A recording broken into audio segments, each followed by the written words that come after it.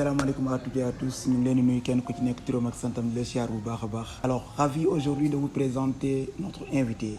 un invité spécial ce soir connu sous le nom de Abdourahim Ba Samb. Abdourahim Samb connu aussi sous le nom de Crimo Samb, c'est ça? Crimo Samb. Crimo Samb est un créateur professionnel de l'image, diplômé en management des technologies de l'information et de la communication. Avec 8 ans d'expérience dans le monde de la photographie, il a su développer une expertise remarquable qui lui permet de proposer des solutions innovantes pour raconter des histoires inspirantes à travers ses œuvres. Son parcours et son dévouement témoignent de son engagement à exceller dans son domaine. Monsieur Samb, bonsoir. Bonsoir El Hadj Fadilou. maa ngi lay ziar. maa ngi nangu ziar. Alhamdulillah, très élégant aujourd'hui. jërëjëf. xanaa madame moo fi jaar. waaw comme d'habitude. macha allah alors monsieur Samb ce nom Crimo Samb dañ koy gis ci visuel yi pourtant partout des images signées Crimo Samb mais yàkkamti woon découvrir qui est vraiment derrière ces images ces belles images yi nga xam ne voilà ñu ngi koy gis un peu partout missionné que ça soit muy au niveau national comme international ñu bëgg a xam jëm jooju mooy kan mooy Crimo Samb. alors maa ngi leen di ziar di leen nuyu internautes yi di nuyu spectateur seen vitrine numérique di sant bu baax a baax ak di la njukkal di la encourager ba pare di la gërëm ci invitation bi. alors moi je m'appelle Abdourahim Ba Samba, je suis sénégalais, j'ai 34 ans et je suis d'origine Mbacké Bawol dans la région de Diourbel. Alors, je suis alumni à l'Institut supérieur de management, ISM, d'où on a obtenu une licence professionnelle au métier des technologies de l'information et de la communication. Voilà. Après le master 1 en QHSE, qualité, hygiène, sécurité, environnement, nous avons croisé une personne exceptionnelle qui a su détourner notre destin professionnel, détourné dans le sens positif, parce que alhamdoulilah ñu ngi ci sant bu baax a baax. Macha Allah. Et qui est cette personne? Il s'appelle Abdoulaye Ndaw, d'où le nom artistique Laye Pro. Ah, Laye Pro, l'éminent photographe. Donc mën nañ ne Laye Pro tey moom moo changé li nga xam ne moom mooy. Le cours du destin. Mon cours de destin professionnel. Après un master, il a changé le cours destin professionnel d'un jeune qui devait être bureaucrate, aujourd'hui chef d'entreprise, et voilà. Et loolu noonu ban yëg-yëg nga ci am ban sentiment nga am ci loolu noonu quelqu'un koo xam ne voilà formation bi nga def nekkul li nga xam ne genre yaa ngi doon def formation en informatique appliquée à la gestion des entreprises, mais ça c'est le nouveau métier de la technologie et de la communication. Et après nga daal def bon on peut dire une reconversion. Oui, je vais te dire. Il m'a dit, grand, viens m'assister. Je l'ai assisté 2 fois. Après, il me dit dans sa voiture, grand, dama bëgg nga jóge entreprise nga ñëw ma jàngal le métier bi. Je vais tout te donner. Je vais tout te donner. Et depuis lors, j'ai sa main. Voilà. Un grand big up à ce monsieur. Oui, Abdoulaye Ndaw, à la barka. Oui. Voilà. De par sa générosité aujourd'hui, impacté na beaucoup de jeunes ñi ko xam ak ñi mu xam ak ñi mu xamul yow mi am occasion am chance liggéey ak moom partage ak moom yu bëri tey jii nii aussi mën nañ ne voilà yaa ngi topp ci ay tànkam parce que le professionnalisme bi nga xam ne moom la ñuy gis ci moom la ñuy gis ci yow. Je te coupe pas, dañuy wax ne bu fekkente ne professionnel nga ci dara wala créer nga dara wala artiste nga dem ba jóge fi génn àddina te bàyyiwoo kenn sa ginnaaw koo xamante ni yaa ko formé wala yaa ko légué le savoir. On dit que c'est un échec. C'est un échec, c'est vrai. Pour réussir, il faut transférer le savoir qu'on a acquis à quelqu'un d'autre. Et c'est ça qu'il a fait avec moi. Machallah. Voilà. Et gëm nañ ne yow tamit c'est ce que vous êtes en train de faire yow tamit de votre côté waaw yow it li nga xam ne moom nga jot foofu noonu am moom nga jot am ci xam-xam voilà yaa ngi koy partager bon man it bokk naa ci ñi nga xam ne jàng naa lu bëri ci yow donc lii nii dafa nekk loo xam ne vraiment moom la ñuy xaar ci ñi nga xam ne tey yàlla may na leen xam-xam maanaam cette générosité de partage bi nga xam ne moom mooy nekk si ñoom donc Laye Pro vraiment bon on espère un de ces quatre ñu invité ko mu daal di ñëw fii. oui c'est quelqu'un de très simple c'est quelqu'un de très humble. mu yaatal ñu partage doo leen ko invité je suis sûr que xam naa ne jeunes yu bëri ñu ngi koy xaar macha allah. je suis sûr que boo leen ko invité dina ñëw. il est très généreux te tey oyof lool. est-ce que alors question bi ma lay laaj mooy est-ce que métier photographie yomb na est-ce que c'est un métier facile voilà comme koo xam ne tey benn fois lu mu toog gis la tey nga yore sa appareil voilà xamuñu lu muy jar xamuñu objectif bi nga ci def ñaata lay jar et cetera est-ce que pour être un photographe professionnel dafa laaj benn investissement dafa laaj benn taxawaay boo xam ne war nga ko am est-ce que c'est quelque chose de facile ou voilà difficile. Alors pour être un bon photographe professionnel au Sénégal, en Afrique et partout d'ailleurs dans le monde, il faut juste être un être humain simple. Il faut nga nekk koo xamante ni da ngay nangoo topp il faut nga nekk koo xamante ni da ngay xam li nga bëgg bu dee photographie la ñu ne il faut nga nekk koo xamante ni da ngay bëgg photographie bi il faut nga nekk koo xamante ni aussi da ngay patient bañ a yàkkamti waaye li si ëpp solo ba ëpp si solo mooy gëstu. La plupart des gens qui sont aujourd'hui exactement la plupart des gens qui sont aujourd'hui photographes professionnels caméramans professionnels quelque chose de professionnel c'est des gens qui nga xamante ni c'est des autodidactes c'est des gens qui ont appris tout seuls ils ont passé des nuits entières devant leur machine ou devant leur téléphone di def ay recherches faire des recherches à apprendre à pratiquer et à aller sur le terrain à prendre des vues à demander xool koo xamante ni il fait la même chose nga jéem a roy si moom tu lui poses des questions et tu avances. Être photographe professionnel au Sénégal yomb na yombul yomb na bu dee di nga doxee ni ma la ko waxee nii mooy déjà xam nga ne da nga bëgg a nekk pour photographe nga xool koo xamante ni fi nga bëgg a àgg moom àgg na fa ba noppi nga jéem a roy si moom ba pare di ko laaj orientation di topp si yoon boobu noonu bañ a yàkkamti bañ a dugg si lu lay tardel bañ a dem si ay rendez-vous yu lay tardel bañ a nekk si lu lay tardel waaye téye liggéey bi rek guddi bëccëg man je me rappelle avec Abdoulaye Ndaw dañ daan xëy ànd ak moom dem shooting assistant technique yaay yor matériel yi teg caméra yi teg spotlighting yi éclairer n'importe quoi ak lu mu mënti doon éclairer et tu veilles à ce que tout se passe bien dama ko doon wax loolu ma ne ko man kilifa fii tey bu ñu doon le président bu ñu ko doon photo tey ji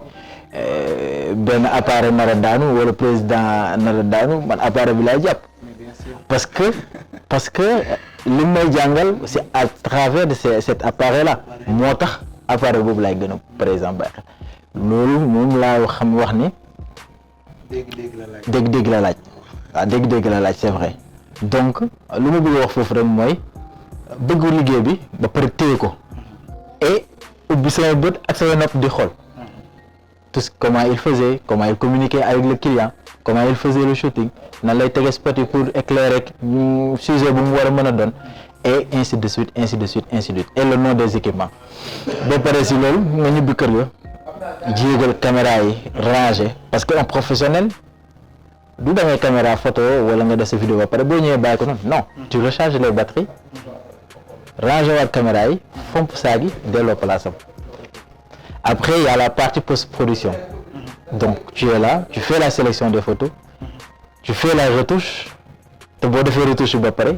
tu lui montres s'il valide nga doog a envoyer la version web et la version HD au client ba pare loolu dama ko doon xëy def c'est-à-dire damay xëy le matin dem shooting le soir me retoucher yenn retoucher fanaane retoucher je me plaignais pas amul dama sonn amul dama retoucher ba mu yàgg ma ne mais kii man damay retoucher rek lu tax may tof fii rek ñëpp non xaw ma woon fa laa jëm mais nee na ma ñëwal je vais t'apprendre le métier donc damay toog déglu et j'ai fait 5 ans avec lui comme ça on a fait tout le pays et des pays de la sous-région on a énormément appris biñ demee ba 5 ans yi jeex nag la ñu ne jàmbaar ma ne waaw mu ne jot na nag nga dem yow tamit joxe xam-xam bi. macha allah macha allah. donc pour être un bon photographe pour justement finir cette question jeexale foofu yomb na bu fekkente ne sa xol ubbi nga ko nekk nga ku nangu yombul bu fekkente ne moom li mu lay wan yow daa am ne noo ko bëggee. na nga ñëw di jàng mais yow daa am nen. mu boobaa waaw dafay compliqué et vraiment da ngay dem ba mu yàgg nga xaddi dugg si leneen xaddi à la longue wala en 1001 mots après waaw tu te retrouves pas waaw mais bu fekkente ne vraiment métti bi peut-être buñ koy wax coono yooyu lay doon waaye te coono bànneex lay doon bu dee nangu nga waaye métti bi peut-être fu muy mënti doon mooy fu muy war a doon mooy bu dee nanguwoo ba pare nga yow xam nga nanguwoo ba pare bëgg see am noo si mel. waaw. parce que xam nga jeunes yi léegi dañoo yàkkamti la plupart dañu bëgg benn métier wala ñu gis la yow tey nga ciy def ay exploit ñu gis loolu mu nekk loo xam ne voilà maanaam lu extraordinaire maanaam du ñu xam yow maanaam yow li nga daj sa background avant nga yegg ci instant boobu noonu léegi ñoom dañu bëgg a ñëw léegi tolloog yow même niveau léegi donc du coup dafa am benn voilà amuñu patience boobu noonu en fait. loolu nag c'est le monde virtuel nga baal ma illusion la moo leen di nax parce que da ngay gis après benn Serigne Fall di présenter nekk xale yaa moom nga xool ko mu nduru ne yéen a tolloo âge yéen a tolloo lépp yére bi mu sol moom ngay sol montre bi mu takk moom ngay takk verre mi takk donc da ngay jàpp ne kii mooy cas alors que déedéet li ci biir la du li ngay gis alors que li ci biir am na fu mu jaar avec patience mais avec benn ni ñu koy waxee benn objectif bu clair ba pare xam nan lay def ba àgg foofu donte xamoo ko sax am na loo si jot a xam. maanaam da nga koy tarbiyu boole ko soumission maanaam da ngay tarbiyu métier bi. mais ci biir tarbiyu.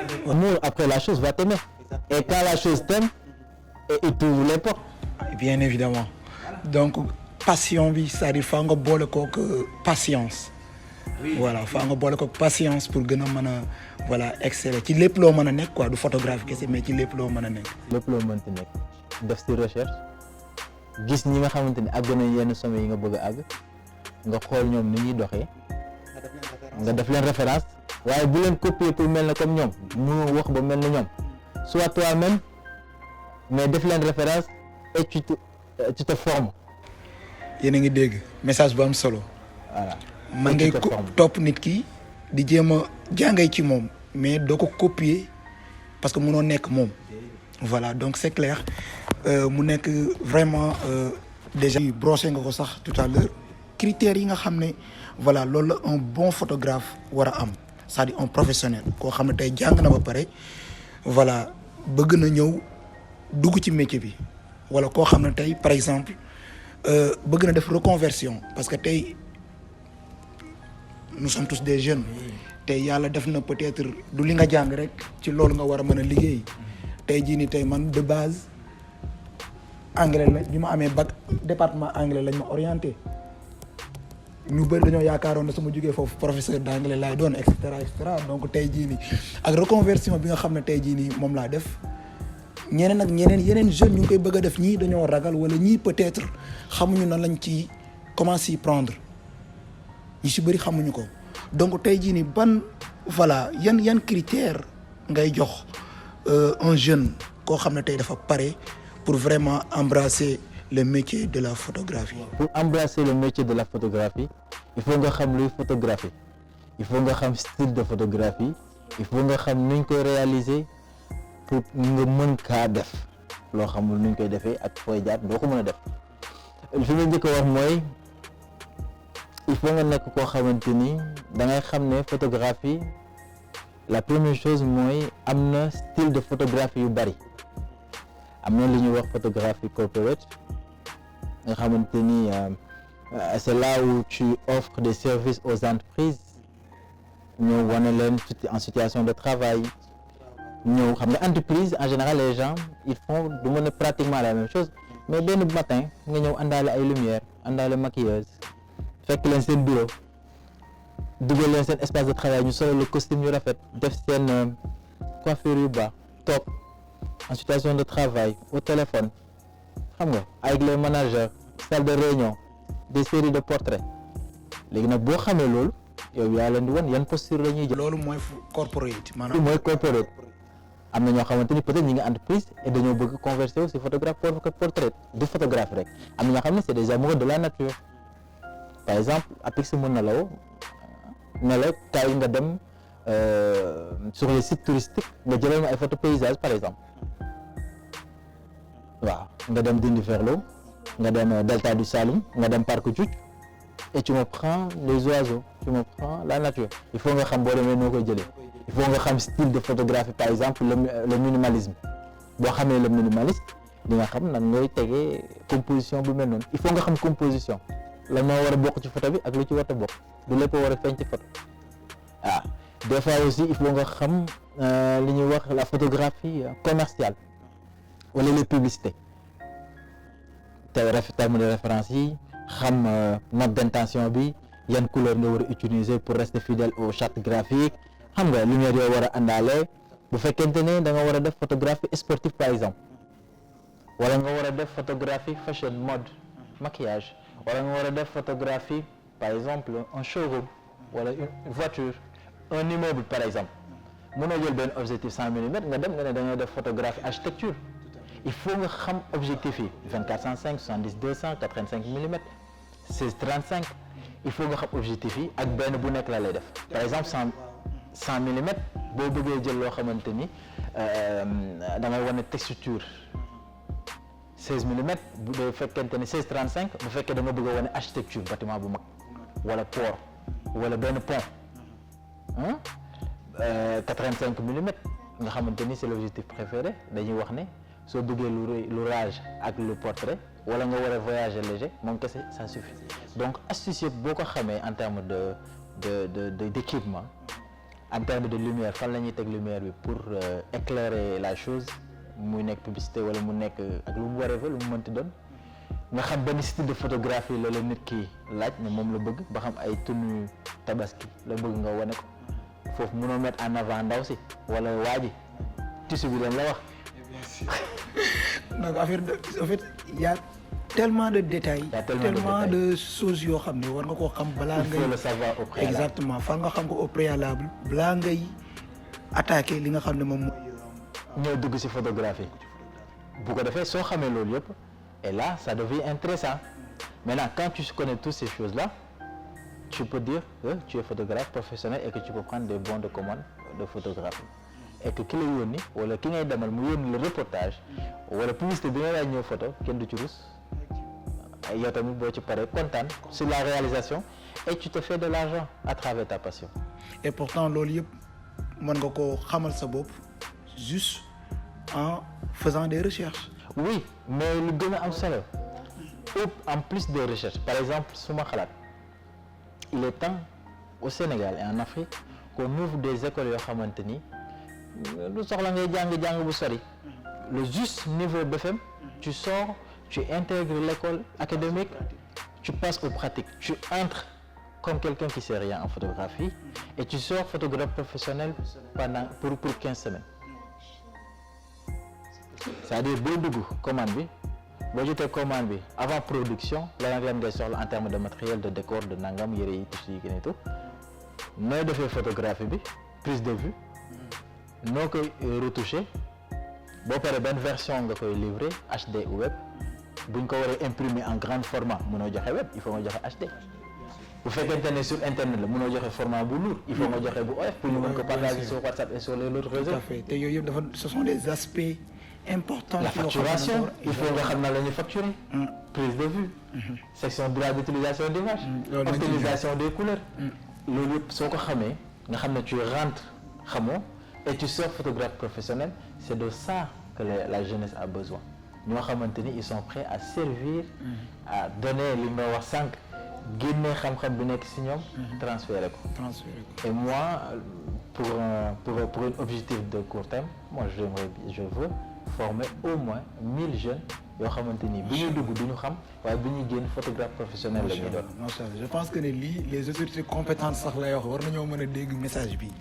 donc tey jii nii je pense que bu ñu déggee li ni mel war nañu mën a jàppale teg seen loxo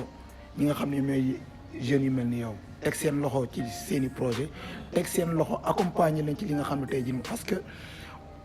le métier de la photographie bokk na ci li nga xam ne dafay absorber ci côté employabilité dafay absorber beaucoup. Il y a pas mal de jeunes yoo xam ne tey defuñu benn formation booy xool ci photographie. moo wax la formation bi c'est-à-dire tu as le niveau BFEM moo gën a ndaw tu as le niveau même CM2 et tu as la créativité am na si ñoo xamante ni classe góor ñi lañ bàyyee moom la ñuy wax CM2 mais créativité bi nekk si ñoom c'est incroyable te jàng photographie wala jàng la technique t'as pas besoin de faire les bons il faut la pratiquer tu rentres au niveau de la formation tu pratiques nga xëy ñu jox la caméra wala ñu la jël sa téléphone ñu ne la demal nga def photo minimaliste wala ay pont architecture wala photo auto c'est pas ça qui nous intéresse mais angle d'attaque bi qu'est-ce qui te c'est quoi ta créativité lan moo la inspiré. yow lan ngay xoolee sujet bi. et maintenant on supprime pas on modifie pas dañuy réajuster ne la waaw nii baax na mais nii nga koy gën a kiiwee ok lumière bi wala beneen yoon fii ngay taxaw lii mooy contre-jour lii mooy contre-plongée boo bëggee am champ perspective c'est comme ça que tu dois mettre la caméra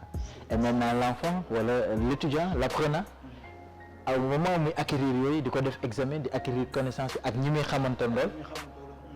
buñ génnee ils sont bons en photographie en vidéo en infographie ils sont bons. Et pourtant c'est pas si compliqué que ça. Non. Il suffit des gens de volonté. Qui sont prêts. Il suffit juste la volonté ñu jël. C'est des gens de volonté pare pour dimbali ay xale ay ndaw ñu am xam-xam parce que tu peux mën nga jàngal nit ki des fois après mu gën la taxaw 500 millions fois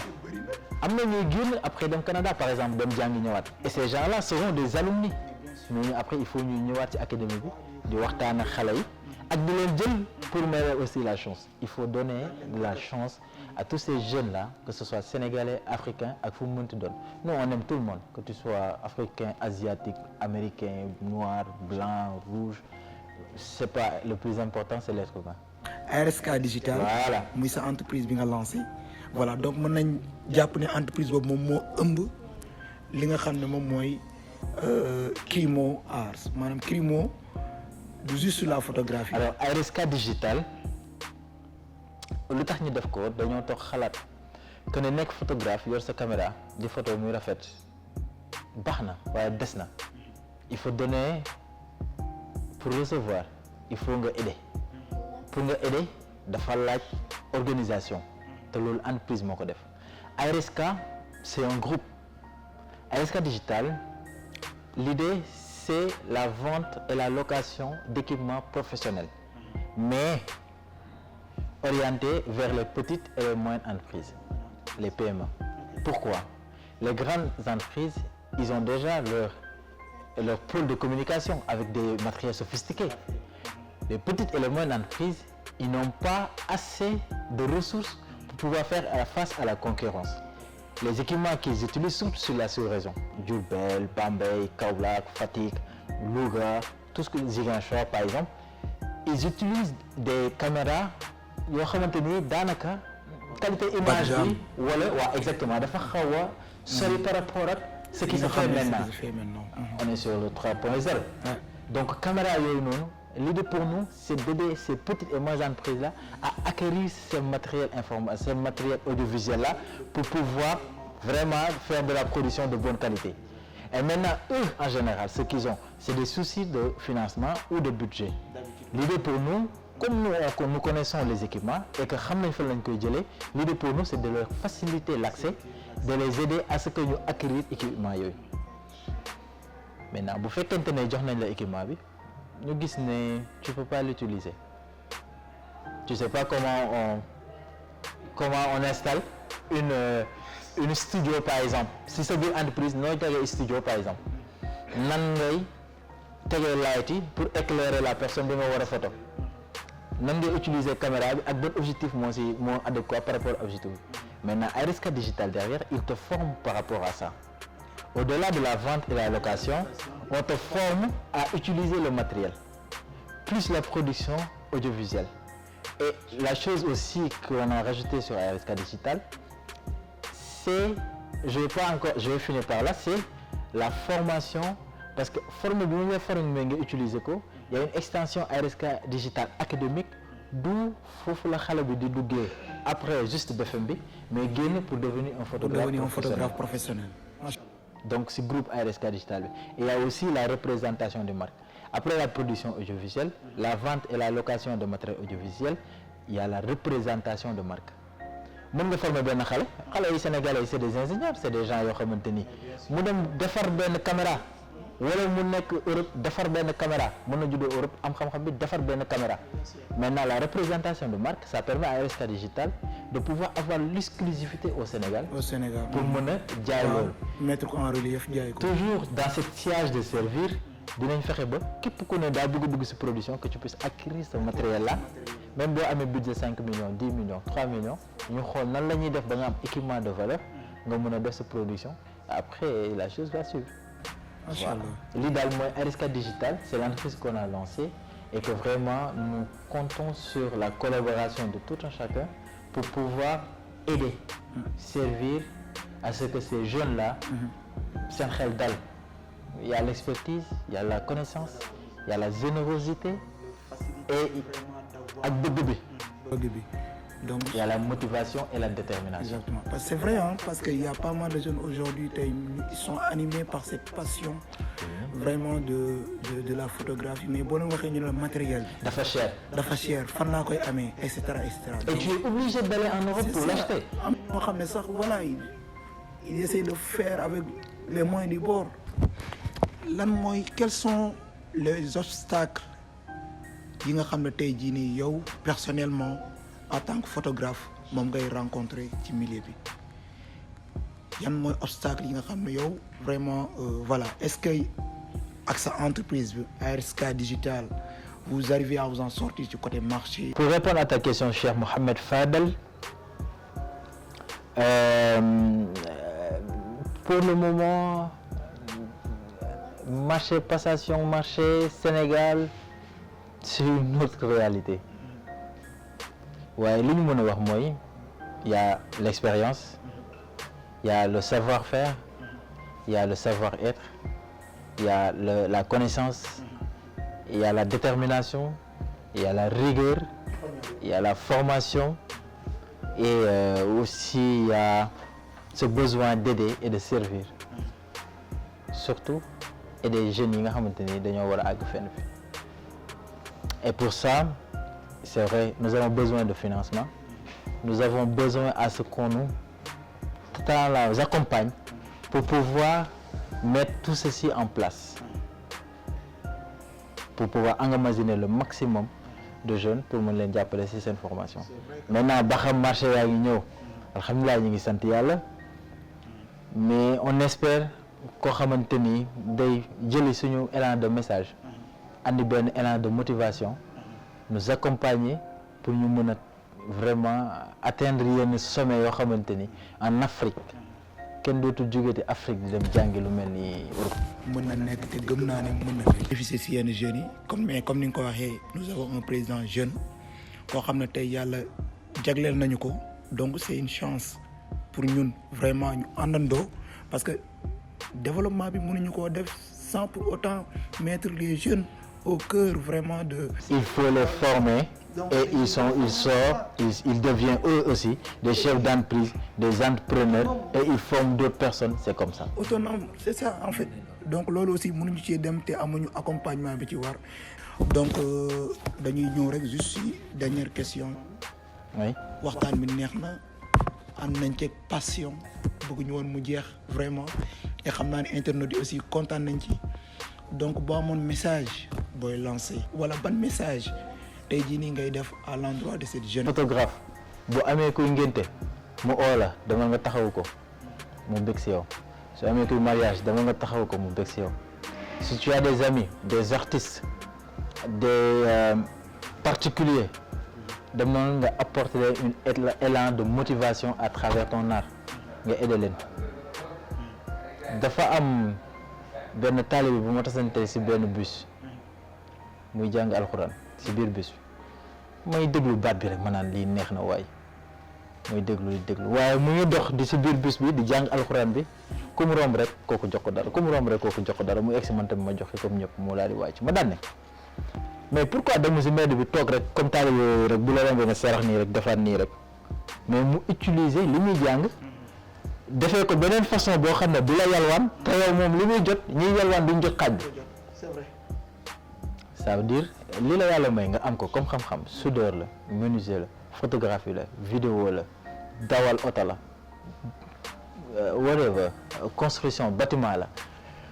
xoolal manière bi nga koy defee ba nga xamante ni day nekk en harmonie ak yow ni nga ko bëggee forcément yàlla dina la boole nit ñi nga xamante ni nga ko defee yow ñoom noonu lañ ko bëggee et ñooñu ce seront des collaborateurs des clients yoo xam ne abadan da ngay liggéey en toute joie di am tu gagnes de l'argent en t'amusant noonu laa ko mën a waxee donc conseil bi ma leen di jox mooy nañ xool li ñu mën ñu seet si jiital si yàlla defee ko ak amour ak passion waaye ubbi seen xel bu fekkente ne li may def loo nii maa ngi siy gañ a xam-xam boo ma fayulee je gagne bien bu fekkente ne li may def loo nii nag perte de temps tamit xam nga amul benn njëriñ ci man ma teel kaa xam rocceeku si yar ak teggin. C'était notre invité Abdou Rahim Ba Samba connu sous le nom de Crimo Samb dinañ partager li nga xam ne moom mooy lien plateforme mi ngeen mën ko suivre voilà c'est un photographe professionnel ngeen mën ko bàyyi xel bu baax a baax un jeune dynamique di motiver aussi ñi nga xam ne tey jii nii moom lay partager la même passion bi nga xam ne moom moo koy animer. waaw ñu ngi lay jaajëfal Cheikh Mouhamed Fadel. di sant yàlla bu baax a baax a baax si lépp di sant tamit suñu famille bu baax a baax suñu yaay suñu papa di sant suñu soxna di sant suñu xarit ak suñuy am di jàmm di remercier vitrine numérique si hospitalité bi si élégance bi si qualité liggéey bi waaye surtout noo leen def man ba lijjanti fan la crime si nekk wala crime loolu mooy njëkk a doy waar mooy li ñuy wax yéene waaye yitte pour mën a faire sortir cette crème fraîche là ñu ngi leen di sant di leen gërëm amuñ seen fay di ñaan suñu borom yóbbu numérique digital ay pays yu kawe foo xamante ni moom rek moo fa mën a àggale ba pare mu doon sac pour tous les peuples africains surtout sénégalais Cheikh Mohamed Fadel ñu ngi lay ziar di la tatagal di kontaan si yow yàlla na yàlla kontaan si yow jërë ngeen jëf. ñu ngi jaajëfal suñu sponsor Slip 8 nekk fii ci Sea Plaza donc ku leen bëgg a contacter numéro yaa ngi noonu sur le bas de l'écran mën ngeen leen woo. mën ngeen ñëw aussi visiter seen showroom bi mu nekk fii ci Sea Plaza pour mën a préparer yéen ñi nga xam ne yéenay waajal seen décoration studio wala seen décoration intérieure voilà pour tous vos besoins vraiment mën ngeen leen contacter donc Slip 8 jërë ngeen jëf merci beaucoup donc c'était votre premier numéro à la découverte 2 et on se donne rendez-vous très bientôt inchallah jërë ngeen jëf Abdourahim. Merci beaucoup Cheikh Mohamed Fadel. jaajëf. Merci à la barke.